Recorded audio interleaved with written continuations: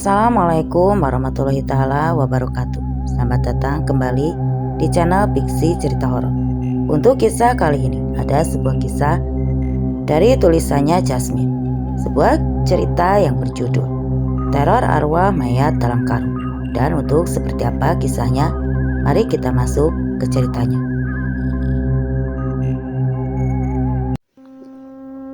Malam itu turun hujan sejak senja.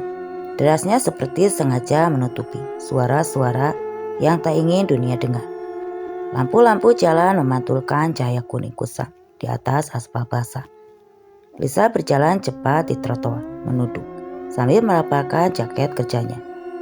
Hari itu ia pulang lembur dari pabrik, dan tubuhnya sudah remuk rasanya. Ia ingin sekali cepat sampai di rumah, untuk mandi air hangat, lalu tidur pulas. Namun bayangan tiga sosok yang terus mengikuti dari jauh membuat langkahnya perlahan berubah gugup. Di balik tirai hujan, Lisa sempat melirik ke belakang. Pram dan dua temannya, Wahyu dan Rudi. Tiga orang yang seharusnya sibuk menjaga si malam, tapi entah kenapa malah berjalan membuntutinya. Rasa was-was itu semakin mendebak. Lisa mempercepat langkah, tapi suara jejak mereka justru ikut mengiringi. Hujan tak cukup untuk menyamarkan gerakan tiga pria yang tampak seperti membawa niat buruk dari awal. "Bram, ngapain kamu ngikutin aku?" seru Lisa, menghentikan langkahnya secara mendadak. Ia menoleh dengan wajah kesal dan sedikit gentar. Rambutnya yang basah menempel di pipi, namun tatapannya tetap tegas. "Aku capek, Bram. Udah cukup kamu ganggu di pabrik. Sekarang ngapain lagi?" Pram melangkah maju perlahan, wajahnya setengah tertutup hujan. Tapi raut kesal dan dendam itu jelas terlihat. "Kamu pikir aku cuma main-main, Lis?" Suaranya bergetar, menahan emosi. "Aku sungguh-sungguh sama kamu, tapi kamu malah nolak di depan teman-temanku. Kamu bikin aku malu." Lisa mendengus tajam.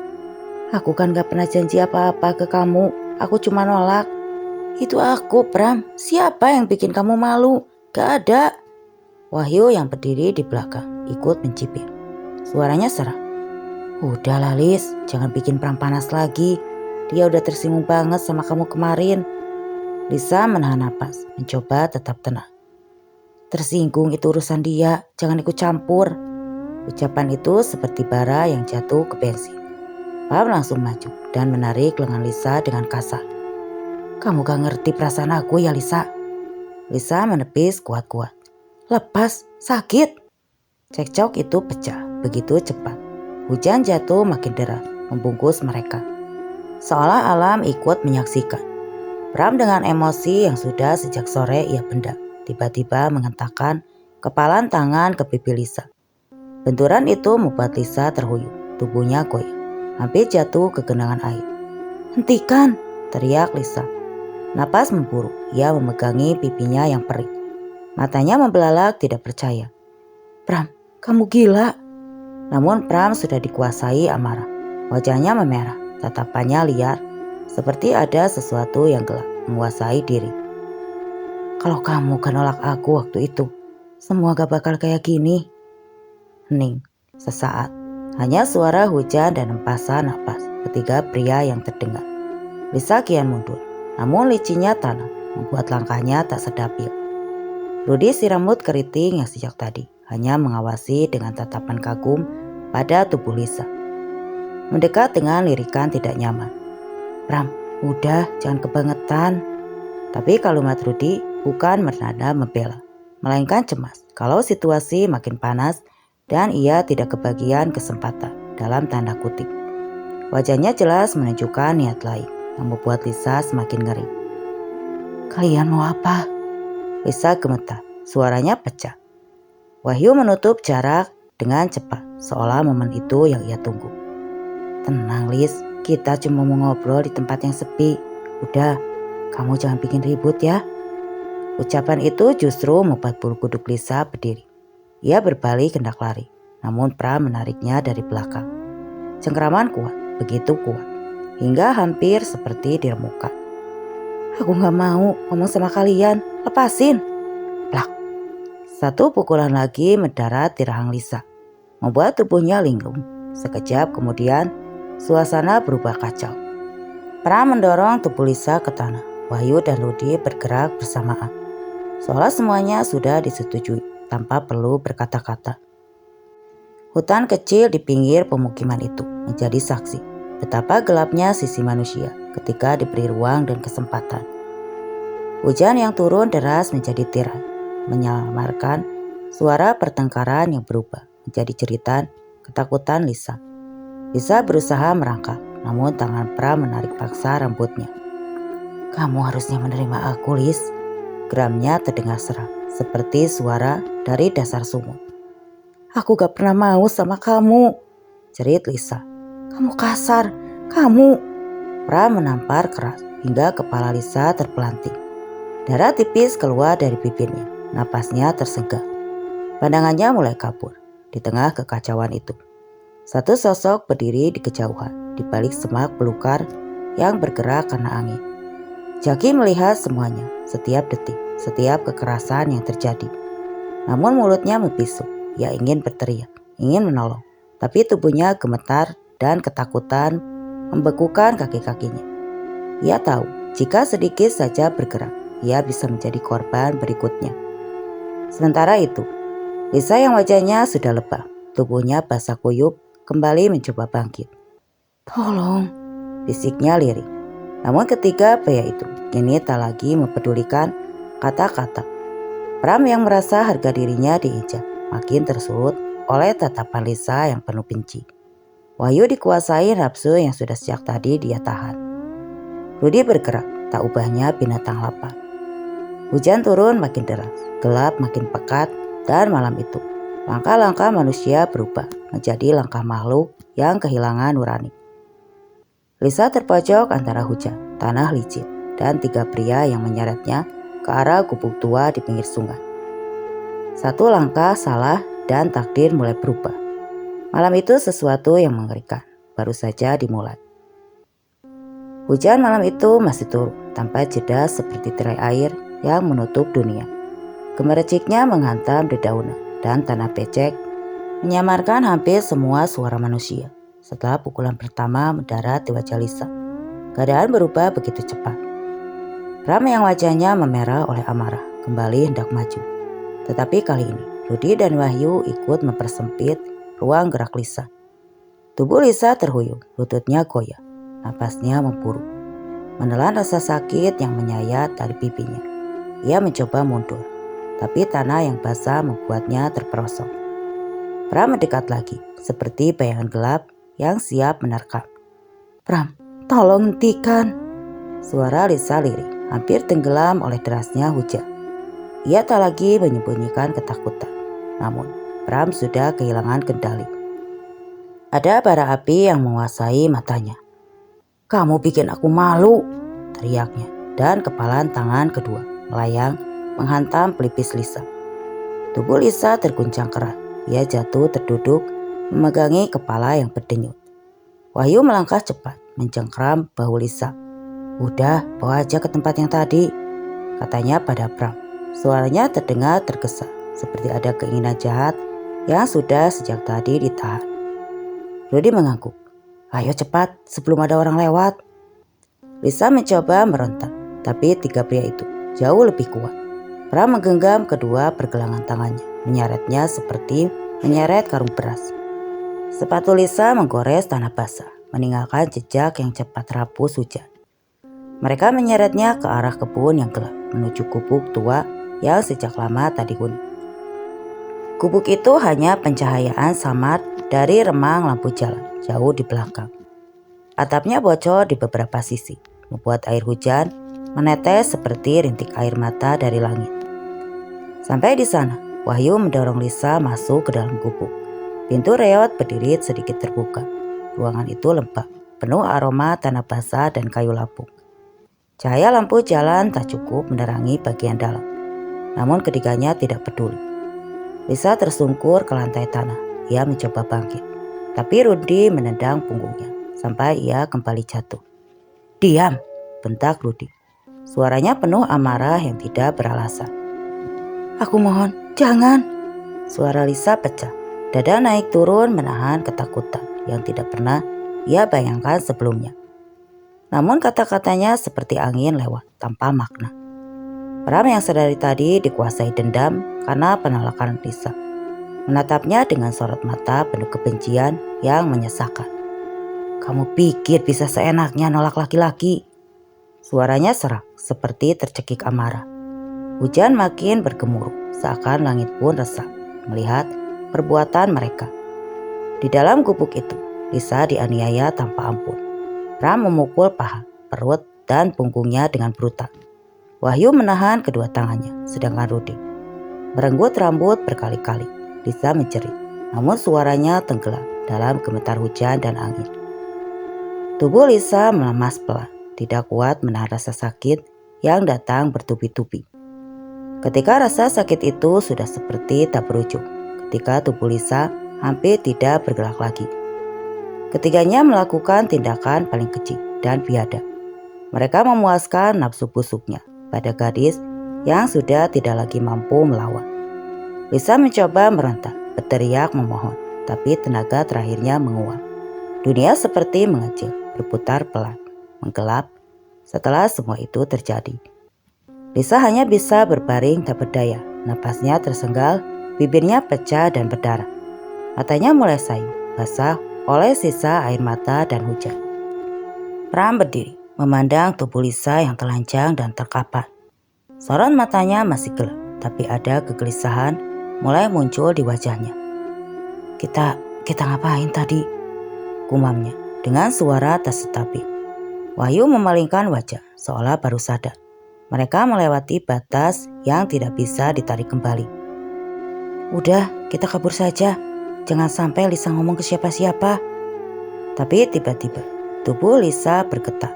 Tangan kanannya terangkat sedikit, mencoba meraih udara seperti meminta pertolongan yang tidak kunjung datang.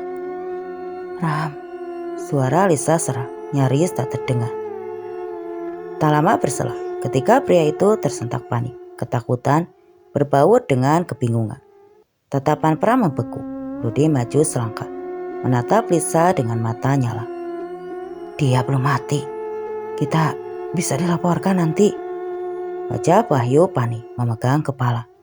"Gimana ini? Kita harus gimana?" Dalam kekalutan itu, Pram melangkah ke arah Lisa. Ia berjongkok, menatap wajah Lisa yang pucat.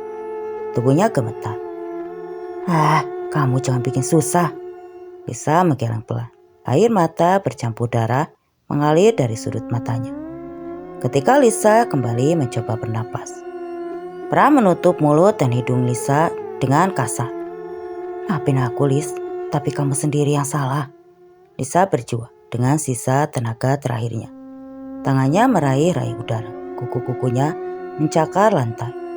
Tubuhnya menggeliat, mencoba menolak kematian yang dipaksakan. Wahyu dan Rudy hanya berdiri di belakang, terpaku, tak berani ikut campur. Namun juga tak berani menghentikan. Ketakutan membuat mereka membantah. Perlahan pergerakan Lisa melemah, napasnya terputus-putus, lalu hening. Tangan Lisa jatuh lemas di lantai, seluruh tubuhnya berhenti bergerak. Mata terbukanya kosong, tanpa cahaya. Gubuk itu sunyi, hanya suara hujan di atap bocor yang terdengar. Pram melepaskan cengkramannya perlahan, lalu ia mundur beberapa langkah. Wajahnya pucat pasi. Aku gak bermaksud, tapi semuanya sudah terjadi."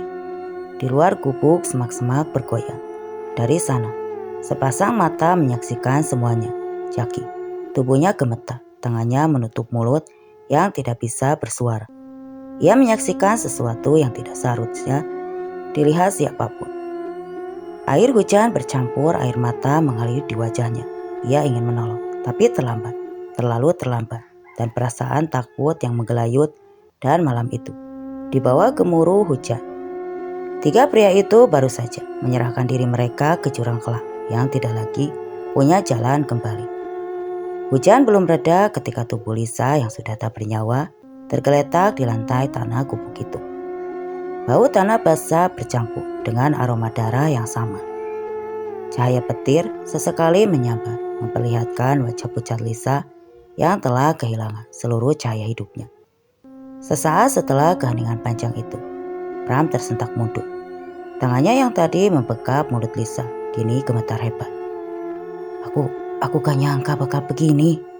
Suaranya patah-patah, seperti ada batu besar yang menekan dadanya. Wahyu yang sejak tadi menahan napas sambil memegangi kepala, sekarang terduduk di sudut gubuk. Gila Pram, gila.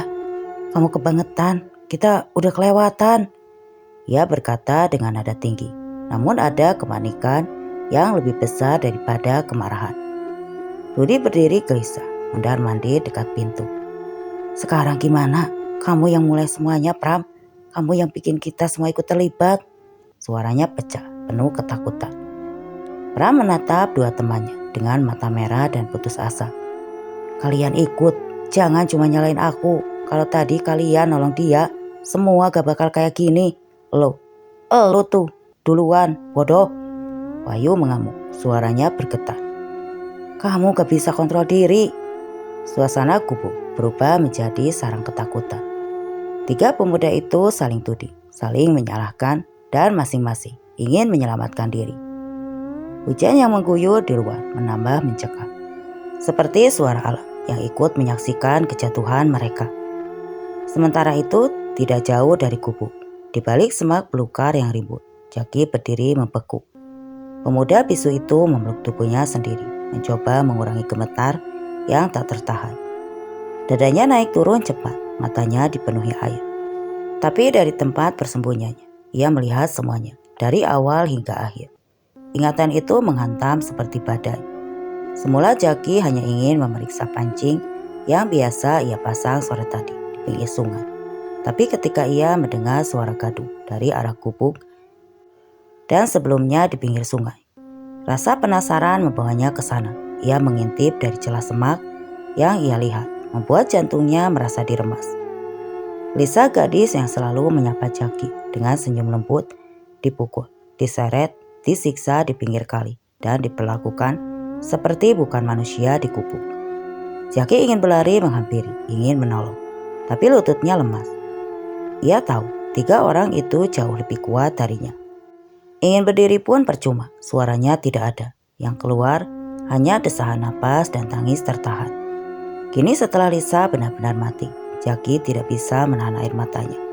Tubuhnya goyah dan ia jatuh berlutut di tanah becek. Tangannya menutup mulut, menahan isak yang pecah begitu saja. Hujan menyamarkan suara tangisnya, tapi hatinya hancur tak terselamatkan. Lisa selalu memperlakukannya sebagai manusia, tidak menganggapnya aneh, tidak meremehkannya, tidak pernah salah paham. Ia ingat betul senyum Lisa setiap pagi di jalan. Pagi Jaki, kata-kata yang selalu ditulis Lisa di buku kecil untuk berkomunikasi dengannya. Dan kini senyum itu hilang, direnggut paksa oleh tiga lelaki yang tak punya hati. Jaki menunduk, menggigil, bukan hanya karena dingin, tapi juga karena trauma yang membekas. Tangannya mengepal kuat, napasnya tercekat. Ia tahu, ia harus melakukan sesuatu, tapi kapan, bagaimana? Ia hanya satu orang dan bisu pula. Ketakutan membuatnya tetap bersembunyi di dalam gubuk. Ketika pelaku masih terjebak dalam kepanikan tanpa arah. Kita harus kabur, kita harus hilangin jejak. Rudy bersuara keras dengan mata yang terus melirik ke pintu. Seakan takut ada yang datang. Tapi mau kemana? Kita bawa kemana? Wahyu balik berteriak. Di luar hujan deras. Kalau kita bawa mayat keluar, pasti kelihatan. Pram tak menjawab. Ia memandang tubuh Lisa yang kaku. Di wajahnya, antara takut dan rasa bersalah, berbaur menjadi satu. Membuatnya tampak lebih tua beberapa tahun. Aku gak mau masuk penjara, katanya lirih, hampir seperti rintihan. Rudy menendang sebuah kotak kayu yang lapuk di dekatnya. Ya terus kamu mau apa, Pram? Kita udah bunuh orang. Kita harus cari cara biar mayatnya gak ketemu. Kata bunuh itu menampar Pram keras, membuatnya memegangi kepala dan menarik rambutnya sendiri frustasi. Ini bukan salahku kok, kalian juga melakukannya. Wahyu bangkit menatap Pram dengan mata merah. Kesalahan kita sama, kalau kita ketahuan, kita semua habis. Ketiganya lalu terdiam sejenak. Hanya suara hujan yang terdengar memukul atap gubuk yang rapuh. Ketakutan menggantung di udara seperti kabut dingin. Sementara itu, Jaki berjongkok di balik semak, menangis tanpa suara. Ia menyeka air mata dengan punggung tangannya. Tapi tangis itu tidak terhenti. Ada perasaan bersalah yang menekan dadanya. Ia merasa harusnya bisa menolong Lisa, atau setidaknya lari memanggil bantuan. Namun ketakutan membuatnya lumpuh. Tubuhnya menolak bergerak dan ia membenci dirinya sendiri. Karena itu, Bram tiba-tiba mengambil langkah cepat ke arah Lisa. Seolah baru sadar sesuatu. Kita harus cepat hilangin dia dari sini. Kalau ada orang lewat, kita tamat. Wahyu menanggapi dengan suara gemetar. Tapi hujan tanah licin, kita bisa ketahuan kalau ninggalin jejak. Tuh, dengar, ada suara ting-ting baso. Rudi memandang keluar sejenak, memastikan tak ada siapapun. Hujan justru bisa nutupin jejak kita. Ini waktu yang paling aman, cepat. Ketiganya kembali berdiskusi. Tetapi suara mereka pecah-pecah, sering terbata. Seakan pikiran mereka sudah tak mampu bekerja normal. Ketakutan menggerogoti logika mereka. Pelan-pelan dan semua keputusan terdengar seperti langkah panik tanpa tujuan. Jaki hanya bisa menatap dari kejauhan ketika ketiganya mulai merapatkan posisi. Bersiap mengambil keputusan, hatinya terasa disayang. Ia tahu ia harus menceritakan ini suatu hari, tapi malam itu ia hanya bisa menggigil, menangis, dan berharap hujan cukup deras untuk menutupi keberadaannya. Malam masih panjang dan tragedi baru dimulai itu belum memperlihatkan akhir yang sebenarnya. Hanya hujan yang menjadi saksi bisu ketika manusia memperlihatkan sisi tergelap dari dirinya. Waktu berlalu, hujan belum juga berhenti. Ketika Bram berdiri terpaku memandangi tubuh Lisa yang terbaring tanpa nyawa. Napasnya memburuk bukan karena lelah, tapi karena ketakutan yang merayap seperti tangan-tangan dingin mencengkram tangkuknya. Di sudut gubuk, Wahyu masih terduduk dengan wajah pucat, sementara Rudi mondar-mandir seperti ayam kehilangan induk. Tidak tenang, tidak tahu harus berbuat apa. Dalam kepanikan yang semakin menyesakan, Bram akhirnya membuka mulut. Suaranya serak, parau, seakan tenggorokannya penuh lumpur. "Rud, cari karung," katanya. "Yang gede, kita harus hilangin dia." Rudi mendelik, tidak percaya dengan perintah itu. "Karung buat apa? Buat apa lagi?" Bram membentak. "Kalau tubuhnya ketemu, kita semua habis." Wahyu berdiri perlahan. Lututnya goyah. "Bram, ini gila. Ini makin parah. Kalau ketahuan." "Hah, udah terlanjur," potong Bram. "Mau kabur, mau ngapain? Mayatnya harus hilang," kata Maya menggetarkan ruangan. Ketiganya menelan ludah seperti baru menyadari kata itu. Lisa punya bobot yang jauh lebih berat daripada yang mereka kira. Rudi akhirnya mengangguk pelan meski tangannya tetap gemetar. Dia keluar gubuk, berlari kecil di bawah hujan deras menuju gudang tua yang tidak jauh dari sana. Tempat biasanya petani menyimpan peralatan kebun. Begitu Rudi menghilang, hening menggantung. Bram mengusap wajahnya yang terasa oleh hujan dan keringat dingin. Tubuhnya menggigil, bukan karena kedinginan, tapi karena bayangan tatapan Lisa yang tadi perlahan memudar. Bayangan itu seperti masih membekas di kelopak matanya. Wahyu menatap jenazah Lisa lewat sudut mata. "Bram, tadi waktu dia mau mati, dia lihatin kamu loh." Bram memejamkan mata. Tetapi wajah Lisa tetap muncul, pucat, penuh luka, mata berkaca-kaca, bibir pecah yang mencoba mengucap permohonan terakhir. "Diam kamu yuk, jangan ngomong sembarangan." Namun ada suaranya terdengar rapuh. Di balik semak yang menghitam karena basah. Dengan tangan mencengkram mulut agar tidak menangis keras. Tubuhnya gemetar hebat. Setiap kali petir menyambar, wajah Lisa tersinari sekejap dari balik pintu gubuk yang terayun sedikit. Dan Jaki tak mampu menahan air matanya. Ia ingin pergi, ingin lari saja. Tapi kakinya seperti tertancap dalam tanah yang lembek. Rasa takutnya terlalu besar. Di dalam, Rudi kembali dengan karung goni. Besar berwarna coklat kusam. Karung itu basah menetes ke air lantai tanah. "Nih, Rudy melemparkan sedikit ke lantai. Tapi Pram, apa kamu yakin benar mau ngelakuin ini? Pram menatap karung itu dengan mata yang mulai kehilangan cahaya. Udah gak ada pilihan. Berjongkok di samping Lisa, mencoba meraih tubuh yang kini terasa dingin seperti batu sungai. Tangannya bergetar ketika hendak memegang pergelangan tangan Lisa. Ia melihat memar keunguan, luka lecet, darah yang mengering pelan di sudut bibir. Maafkan aku, Lis, gumam Pram lirih. Suara yang tenggelam oleh hujan. Wahyu menjauh, tak berani mendekat. Aku gak kuat lihatnya. Pram Rudy menahan ludah. Ia sendiri merasa perutnya muak. Tapi Pram memaksa mereka mendekat. Ayo, kita angkat bareng.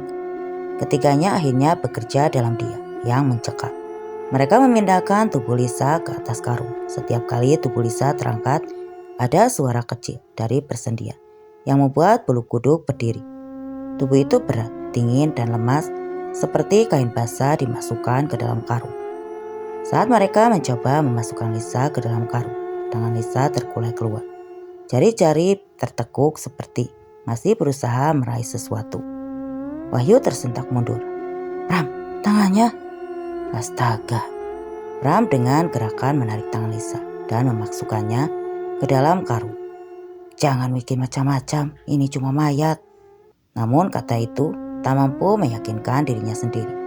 Ia berkata sambil memalingkan wajah, seolah tidak berani menatap langsung apa yang sudah ia lakukan. Begitu Lisa sepenuhnya berada di dalam karung, Pram mengikat mulut karung dengan tali rapia berwarna biru yang ditemukan Rudy di gudang. Ia menarik semua tenaga hingga buku jarinya memutih. Tambahin batu, perintah Pram. Kemudian Rudy dan Wahyu keluar gubuk, mengambil batu-batu besar di sekitar kebun. Mereka mengangkutnya masuk satu persatu sambil terengah. Lalu batu-batu itu dimasukkan ke dalam karung. Di sisi tubuh Lisa, di dekat kakinya, di bagian bawah. Satu batu menyentuh tubuh Lisa, membuat dada mereka sesak. Karung itu sekarang menjadi besar, mengembung bukan hanya karena jenazah Lisa di dalamnya, tapi juga beban batu yang memberatkannya. Habis ini kita buang ke sungai, ujar Pram dengan suara nyaris tak terdengar. Ia berdiri, namun lututnya hampir koyak. Ketiga pemuda itu lalu menggotong karung tersebut keluar gubuk. Karung begitu berat hingga berkali-kali terjatuh dari genggaman mereka. Ketika karung itu jatuh pertama kali, terdengar bunyi hentakan yang begitu keras. Wahyu menjadi kecil. Pram, jangan dijatuhin. Astaga. Pram menggerakkan gigi, menahan emosi dan ketakutan. Kalau kau tak tega, kenapa kau lakukan ini? Mereka menyeret karung itu pelan-pelan. Lumpur menempel di serat karung, membuat semakin berat. Hujan membuat tanah licin dan beberapa kali Pram terpeleset, membuat karung terseret keras hingga tubuh Lisa di dalamnya seolah bergeser, menghasilkan suara yang membuat nyali mereka ciut. Jackie mengikuti mereka dari jauh, masih bersembunyi dalam gelap. Langkahnya pelan, seperti bayangan yang menyelinap. Sungai ada di hadapan mereka, hitam dalam, mengalir deras karena hujan yang tak kunjung berhenti. Cepat, cepat. Pram mendorong Rudy dan Wahyu agar tidak berhenti. Mereka mengangkat karung itu bersama-sama. 1, 2, 3. Dan karung itu dilempar ke sungai. Air memercik tinggi. Karung itu sempat mengambang beberapa detik, membuat ketiga pemuda itu menahan napas. Namun tidak lama, karung mulai tenggelam perlahan. Ditarik beban batu ke dasar sungai, hingga akhirnya hilang ditelan kegelapan air. Pram, Wahyu, dan Rudy terdiam lama. Wajah mereka pucat seperti tidak lagi dialiri darah. Malam itu, meski hujan masih mengguyur, udara mendadak terasa lebih pengap seperti alam ikut menyimpan rahasia kecil mereka. Dan dari kejauhan, Jackie menangis tanpa suara, menyaksikan bagaimana tubuh Lisa akhirnya tenggelam bersama kegelapan malam itu. Di waktu lain, hujan deras di malam itu tidak pernah berhenti mengguyur atap rumah Jackie. Seakan mengulang kembali suara yang sama dengan malam, ketika ia menyaksikan sesuatu yang tidak pernah sanggup ia ceritakan. Tubuhnya menggigil, bukan hanya karena demam, tapi yang membakar kepala. tetapi juga karena ingatan yang terus datang tanpa bisa ia usir.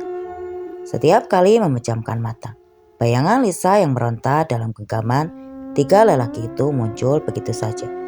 Terutama ketika tubuh itu akhirnya terkulai, tidak lagi bernyawa. Ibunya berkali-kali menempelkan kain basah hangat di dahinya. "Jaki, nak, makan sedikit ya." Suara Riri penuh cemas. Jaki hanya menggeleng lemah. Tatapannya kosong. Ia memeluk kedua lutut di atas tempat tidur.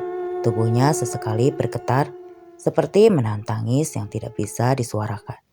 Karena ia bisu, semua ketakutannya hanya bisa keluar lewat isak tertahan dan mata sembab. Di dalam pikirannya, ia masih berdiri di balik semak-semak basah malam itu. Masih teringat jelas suara Pram yang memerintah sambil terengah.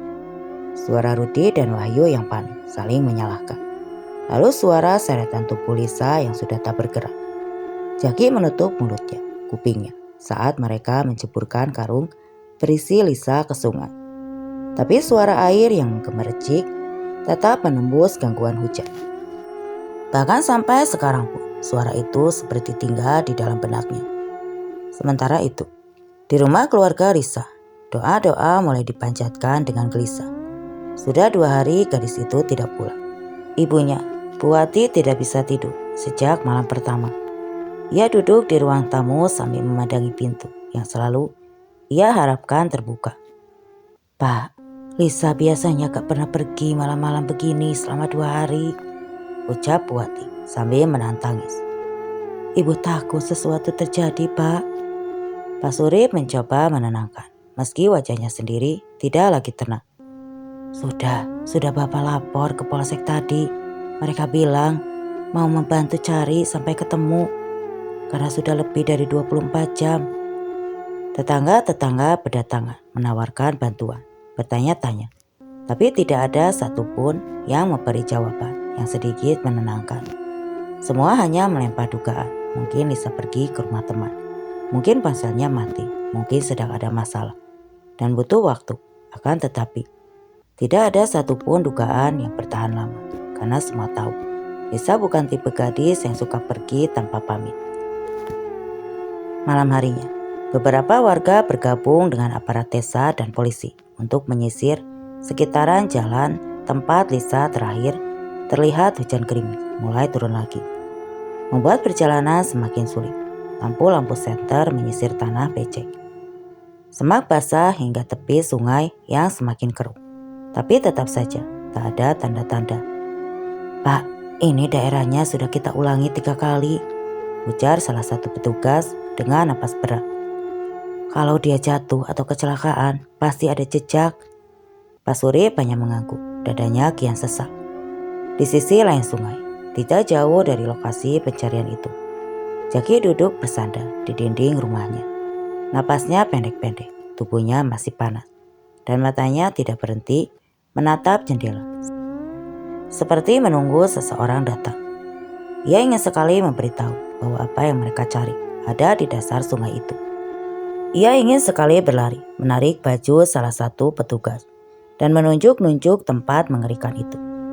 Namun setiap kali ia berusaha berdiri, tubuhnya langsung linglung, dan kengerian malam itu kembali menamparnya.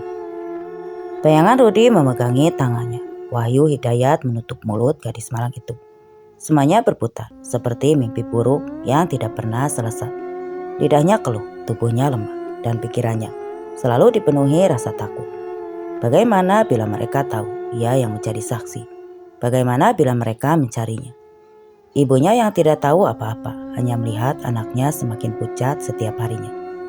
"Jaki, nah, sebenarnya kamu ini kenapa? Kalau ada apa-apa, bilang ke ibu," bisiknya sambil mengusap rambut anak itu. Jaki menunduk dan menangis tanpa suara. Tangis seorang saksi bisu yang menanggung beban yang tidak seharusnya dipikul sendirian. Di pos ronda dekat rumah Bu Wati, para warga berkumpul sambil menahan kantuk. Kopi hitam mengepul di gelas-gelas kecil, namun tidak ada yang benar-benar menikmati rasanya. Semuanya menunggu kabar, berharap polisi yang sedang menyisir pinggir sungai bisa membawa sesuatu apapun, asalkan bukan kabar buruk. Bu, besok kita lanjut, jangan kehilangan harapan ya, kata seseorang mencoba menguatkan Bu Wati. Bu Wati hanya mengangguk sambil menggenggam foto Lisa erat-erat. Anakku bukan tipe orang yang suka keluar rumah berhari-hari. Pasti dia pulang. Tapi kali ini aku merasa dia gak beres. Aku merasa Lisa memanggil-manggilku kayak minta tolong. Naluri ibu, kata-kata itu membuat beberapa orang saling pandang. Ada ketakutan, ada pirasat, ada kesunyian yang menempel seperti embun dingin di kulit mereka. Sementara di balik jendela rumahnya yang kecil, Jaki kembali menggigil, tubuhnya semakin lemah. Tapi pikirannya terus menjerit, meski tidak ada suara yang keluar. Ia tahu kebenaran tersembunyi di dasar sungai, terkunci bersama karung yang menahan tubuh Lisa. Ia ingin bicara, ia ingin memberitahu. Tapi seorang anak bisu yang sendirian melawan ketakutan hanya bisa menangis diam-diam di dalam gelap malam. Di tempat lain, hidup Pram berubah total sejak malam itu. Sejak tubuh Lisa ditenggelamkan bersama karung dan batu pemberang. Hari-harinya tidak pernah lagi sama. Setiap bangun tidur, ia merasa seolah-olah masih berada di kubu kerat basah. Suara hujan memukul atap dan napas panik mereka bertiga seakan terus menguntit dari balik tengkuknya. Seminggu setelah kejadian, Pram mengundurkan diri dari pabrik. Alasannya kepada mandor hanya singkat. Saya capek pak, ingin beristirahat dulu di rumah. Padahal yang sebenarnya menempeli tubuhnya bukan lelah bekerja, melainkan bayangan Lisa yang tidak pernah pergi. Ia mulai bermimpi buruk hampir tiap malam. Di dalam tidurnya, Lisa berdiri memunggungi Pram. Rambut panjangnya basah menempel di kulit. Gaunnya sobek, tubuhnya penuh luka lebam. Setiap kali Pram memanggil namanya, sosok itu akan menoleh perlahan, menunjukkan wajah pucat dengan mata mengalir air hitam pekat. Kenapa kamu lakukan ini padaku, Pram? Suara lirih itu sering terdengar seperti bisikan angin, namun menggema jelas di telinganya. Pram selalu terbangun dengan tubuh berpeluh, jantungnya berdegup kencang. Seluruh ruangan terasa sempit, seperti ada seseorang berdiri di pojokan kamar. Dan biasanya memang ada sosok perempuan berlumpur-lumpur, berdarah-darah, menatapnya tanpa berkedip. Saat ia menjerit, sosok itu menghilang. Tapi kehadirannya meninggalkan hawa dingin yang menusuk tulang. Rudi dan Wahyu, dua temannya mengalami hal serupa. Wajah mereka kini lebih pucat. Lingkar mata menghitam dan setiap kali bertemu, mereka hanya saling lempar pandang, seolah takut membicarakan apa yang sedang menghantui mereka. Pram, maksud kamu ngerasa kayak ada yang ngikutin gak? Tanya Rudi dengan suara bergetar saat mereka bertemu diam-diam di warung. Pram menelan ludah, tidak mampu berbohong. Ada suara tangis tiap malam. Wahyu ikut mengangguk. Wajahnya tidak kalah pucat. Aku ngerasa dia duduk di ujung ranjangku. Aku gak kuat, Pram. Dan gangguan itu tidak hanya berupa mimpi atau suara. Kadang sandaran kursi bergerak sendiri, pintu terbuka perlahan tanpa angin. Atau bayangan, seseorang menyeberang tepat di belakang mereka. Meski ruangan sedikit sepi, Rudi yang paling ketakutan. Ia sering berteriak di tengah malam sampai ibunya terbangun dan mengetuk pintu berulang kali. Tubuh Rudi bahkan lebih kurus, gerakannya gelisah, dan setiap suara kecil membuatnya tersentak. Aku lihat dia di dapur, Rudi berbisik pada Pram. Satu pagi dia jalan ke arahku, kepalanya miring Pram, kayak patah. Pram hanya diam, tak ada kata yang cukup untuk menggambarkan ngeri yang mereka rasakan. Hingga suatu malam, gangguan itu berubah menjadi kehancuran. Rudi yang tinggal di rumah 2 lantai dengan atap tinggi, terbangun karena mendengar langkah kaki di loteng. Langkah yang datar lambat, tapi jelas bukan milik manusia yang masih hidup. Ia mencoba menutup telinga, tapi langkah itu semakin keras, seperti sengaja memanggilnya. Dengan tubuh gemetar, ia naik ke lantai 3 untuk memastikan lorong gelap itu dipenuhi hawa dingin. Dari ujung lorong, ia melihat sosok Lisa berjalan terseok. Rambut basahnya menutupi sebagian wajah. Rudi menjerit dan mundur tergesa-gesa. Tapi kakinya terpeleset, menginjak genangan air yang entah dari mana munculnya. tanpa sempat berpegangan. Tubuhnya menghantam lantai dasar dengan suara mengerikan. Brak!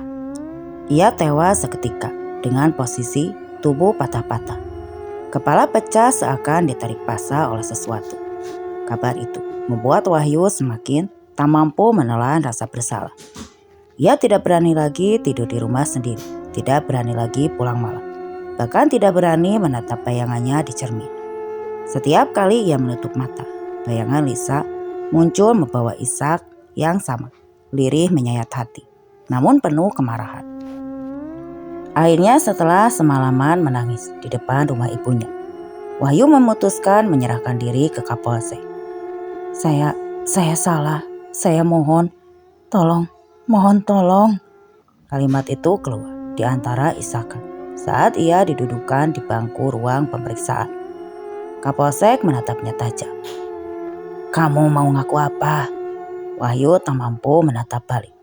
Bibirnya bergetar sebelum akhirnya ia berkata, Kami yang membawa Lisa.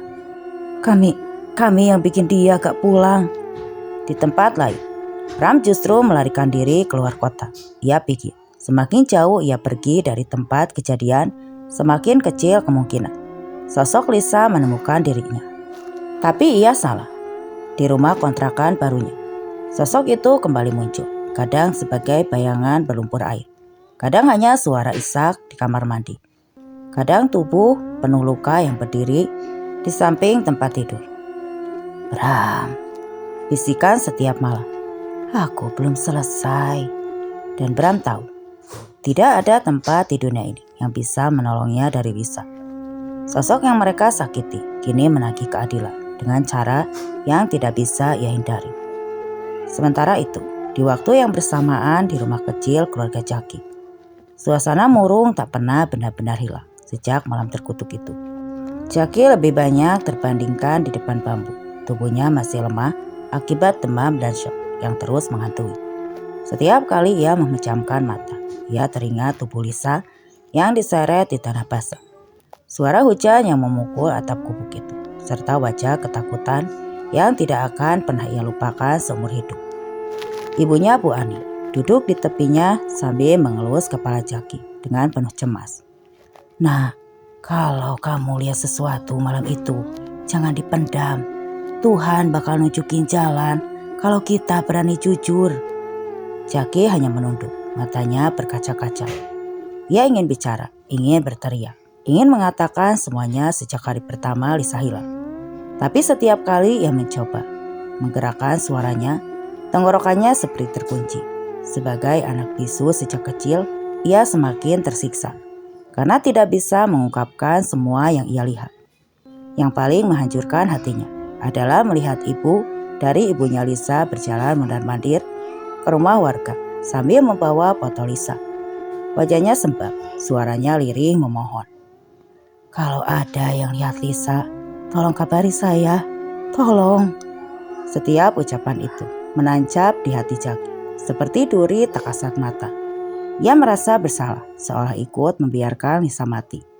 Untuk kedua kalinya, pertama oleh tangan para pelaku, kedua karena ia memilih dia. Puncaknya datang ketika Bu Norma pingsan di halaman rumah tetangga setelah mendengar kabar palsu bahwa Lisa terlihat di terminal. Jaki yang melihat kejadian itu tak sanggup lagi menahan gejolak di hatinya. Ia pulang ke rumah dengan langkah linglung. Air mata jatuh tanpa ia tahan. Dengan bahasa isyarat terbata-bata, ia menarik tangan ibunya, lalu menuju ke arah sang ibu sambil menggerakkan tangan di dada. Tanda bahwa ia tidak kuat lagi memendam rahasia. Ibunya terbelalak. Kamu lihat sesuatu, Nak? Kamu tahu Lisa di mana? Jaki mengangguk cepat. Tubuhnya gemetar keras. Ia menangis sambil memukul-mukul dadanya, seakan memaksakan dirinya bicara. Dengan air mata bercucuran, Bu Rani langsung memanggil ayahnya. Lalu mereka bertiga pergi menuju ke Kapolsek. Meski malam hampir turun, di ruang kecil di kantor polisi, ayah Jaki mencoba menjelaskan dengan perasaan campur aduk. Pak, anak saya ini bisu, tapi dia lihat kejadian malam itu. Dia melihat semuanya. Kapolsek yang sejak awal menangani Laporan kehilangan Lisa. Dia menatap Jackie yang duduk menunduk sambil menggenggam baju ayahnya erat-erat. "Apa yang kamu lihat, Nak?" tanya Kapolsek dengan suara pelan. Jackie mengangkat kepala pelan, kemudian dengan air mata yang kembali menetes. Ia memberi isyarat tangan 3 orang laki-laki. Sebuah gubuk, karung sungai, dan Lisa. Isyarat terpatah-patah, tapi jelas. Kapolsek mengangguk, wajahnya berubah serius. "Kita harus cari ke sungai malam ini juga." Beberapa anggota polisi bersama warga langsung menyusuri tepi sungai. Dengan senter, udara malam lembab dan dingin. Bau tanda basah bercampur dengan angin yang seperti membawa isak yang tak terdengar. Jackie ikut di belakang, menggigil bukan karena cuaca, tapi karena ia takut apa yang akan ditemukan. Tidak butuh waktu lama sebelum salah satu polisi berteriak, "Pak, ada karung tersangkut akar bambu." Semua berlari. Jackie berhenti di jauh. Belakang tubuhnya melemas. Ia sudah tahu, itu Lisa. Karung itu ditarik ke tepi yang di bagian pojoknya diikat batu-batu besar. Ikatan batu itu dilepas dan begitu karung dibuka, bau menyengat langsung menyeruak. Tubuh Lisa sudah membengkak. Kulitnya berubah pucat kehijauan dan wajahnya nyaris tak dikenali. Beberapa warga menutup mulut. Ada yang mundur karena ngeri. Kapolsek hanya bisa menarik napas panjang sambil mendudukkan kepala. "Kasus ini pembunuhan, kita proses malam ini juga." Kabar temuan jasad itu langsung sampai ke keluarga Lisa. Ibunya pingsan untuk kedua kalinya, sementara kerabat lain menangis histeris. Ketika yang mendengar kabar itu ikut berdatangan. Beberapa menyalakan lilin di depan rumah sebagai bentuk bela sungkawa. Tak lama setelah Wahyu menyerahkan diri, Pram akhirnya ditangkap di kota lain. Ia tidak sempat melawan, wajahnya kusut, matanya cekung, seperti orang yang tidak tidur berminggu-minggu. Ketika dibawa masuk ke mobil polisi, Pram hanya berkata lirih, "Dia meneror aku terus, dia gak mau pergi, dia selalu meneror aku." Pengadilan memproses keduanya. Mereka dinyatakan bersalah dan dijatuhi hukuman penjara, hukuman gantung. Di luar gedung, Ibu Lisa berdiri gemetar sambil memeluk foto Lisa. Air matanya jatuh tak berkesudahan, tapi ada sedikit ketenangan yang tampak di sorot matanya. Sementara itu, Jackie berdiri tidak jauh dari sana, menatap langit senja yang berwarna kelabu. Ada sesak yang masih tersisa, namun juga rasa lega. Akhirnya rahasia gelap itu terbongkar dan Lisa setidaknya bisa pulang dengan tenang.